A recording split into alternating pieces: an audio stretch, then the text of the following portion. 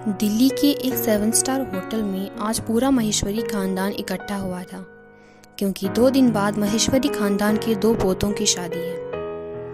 परिवार की सबसे बड़ी सदस्य उमा महेश्वरी अपने कमरे में सामने खड़े वेडिंग प्लानर को चेतावनी देते हुए बोली, याद रहे शादी में कोई गड़बड़ की शिकायत ना आए, वरना तुम्हारी खैर नहीं। ये शादी सबसे शानदार होनी चाहिए, समझे? वेडिंग प्लानर, जो ना जाने कितनी बार यही बात सुन सुनकर थक गया था, मन ही मन बोला, क्या मैं कोई बेवकूफ़ हूँ जो मिस्टर महेश्वरी की शादी में कोई गड़बड़ होने दूंगा?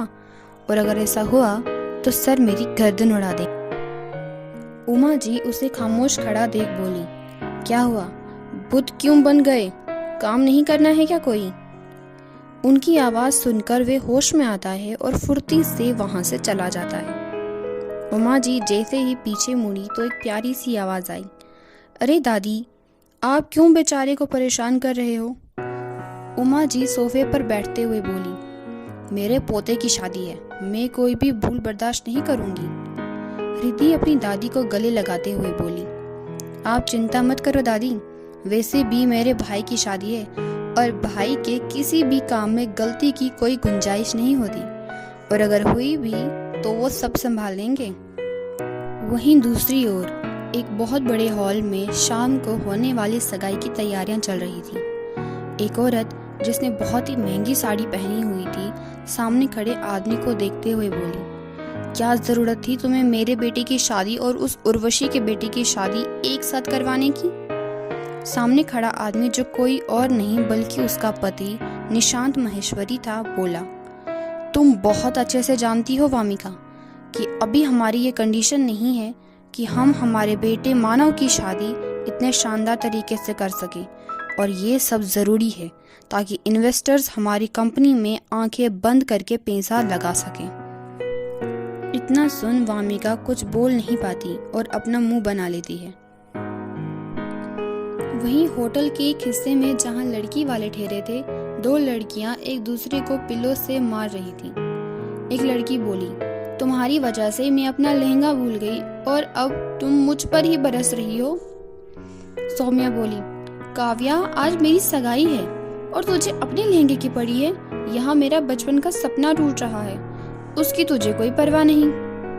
काव्या और सौम्या दोनों बहुत अच्छे दोस्त थे और दोनों ही दिखने में भला सी खूबसूरत थी। काव्या बोली, हाँ तो फिर क्या जरूरत थी उस राक्षस से शादी के लिए हाँ करने की? मैंने सुना है कि बड़ा खड़ूस है। हाँ यार, सुना तो मैंने भी है। एंड यू नो व्हाट, मैंने तो ये भी सुना है कि वो गे है।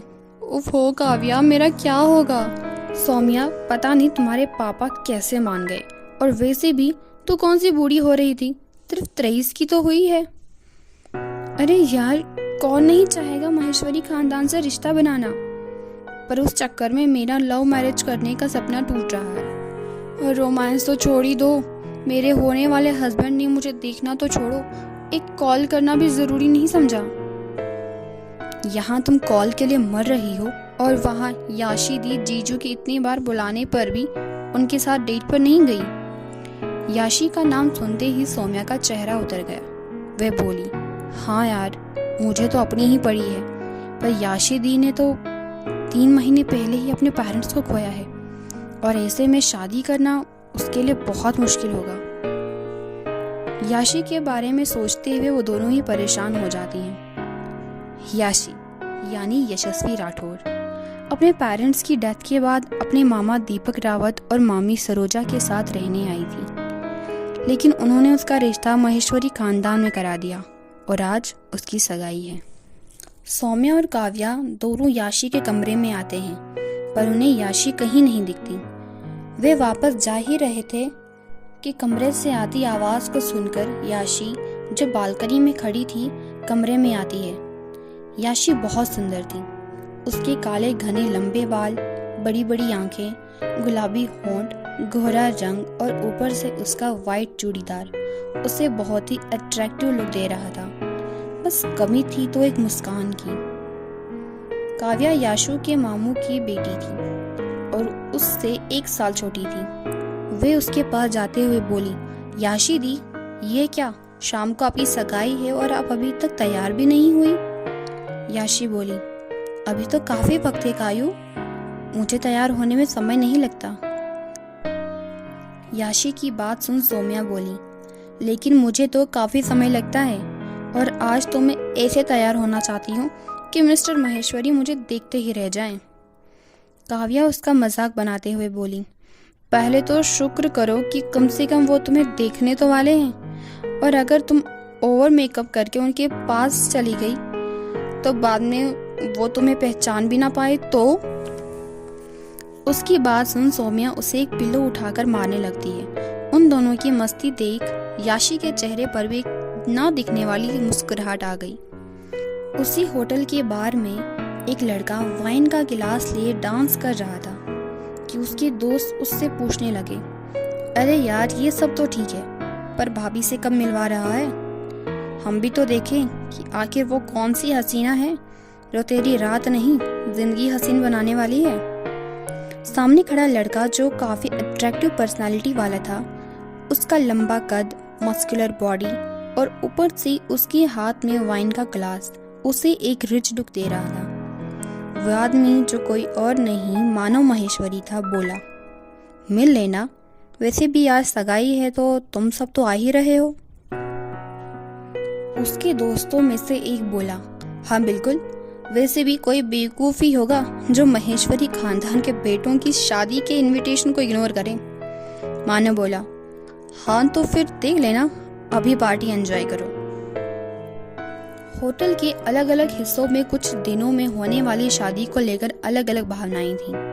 कोई खुश था तो कोई एक्साइटेड, कोई सपने सजा रहा था तो कोई बस बुत बने सब देख रहा था। पर इन सभी बातों से दूर, उस होटल से बहुत दूर 30 मंजिला इमारत में हर तरफ तनाव का माहौल था, क्योंकि कंपनी के एक प्रोजेक्ट की डिटेल्स किसी और कंपनी को भेजी गई थी। पर किसी को भी प्रोजेक्ट खोने का डर नहीं था, ना ही किसी को कंपनी में होने वाले नुकसान का डर था, क्योंकि वो सब संभालना उनके बाएं हाथ का खेल था। डर था तो सिर्फ इस बात का कि उनका बॉस अब क्या करेगा उस धोखेबाज के साथ, और कहीं उनके बॉस के गुस्से का शिकार उनमें से कोई ना हो जाए। सभी रोबोट की तरह अपने अपने डेस्कटॉप में घुसे हुए थे, कोई भी अपनी नजरें घुमाने की हिम्मत नहीं कर पा रहा था। तभी लिफ्ट का डोर ओपन होता है और 3 शख्स बाहर आते हैं, जिनमें से एक सबसे आगे चल रहा था और बाकी 2 उसके पीछे। सबसे आगे चल रहा शख्स कोई और नहीं बल्कि कनिष्क माहेश्वरी था, माहेश्वरी खानदान का सबसे बड़ा बेटा और कनिष्क इंडस्ट्रीज का मालिक। उसके एक तरफ उसका असिस्टेंट जतिन और दूसरी तरफ उसका मैनेजिंग डायरेक्टर और दोस्त ऋषि था। तीनों ही काफी स्मार्ट थे, पर फिर भी कनिष्क का ऑरा सबसे अलग था। उसकी छोटी पर गहरी आंखें, पतले होंठ, तीखी नाक, शार्प जॉ लाइन, उसका गेहुआ रंग उसे एक बहुत ही एलिगेंट लुक दे रहा था। पर उसके इस वक्त वहाँ होने से कोई भी उसकी मस्कुलर बॉडी की तरफ अट्रैक्ट नहीं हो रहा था, बल्कि सभी अपनी खैर मना रहे थे। इस वक्त कनिष्क की आंखें आग उबल रही थीं, हर तरफ शांति पसरी थी। कोई भी सिर उठाकर अपने सामने खड़े डेविल बॉस को देखने की भी हिम्मत नहीं कर पा रहा था, ना ही वो उसे ना देखने का नाटक कर सकते थे, क्योंकि कनिष्क कभी भी किसी डिपार्टमेंट में खुद नहीं जाता था। पर उसके लिए एक प्राइवेट लिफ्ट थी, जिसके उस फ्लोर पर खुलते ही एक बीप की साउंड पूरे फ्लोर पर गूंज जाती थी।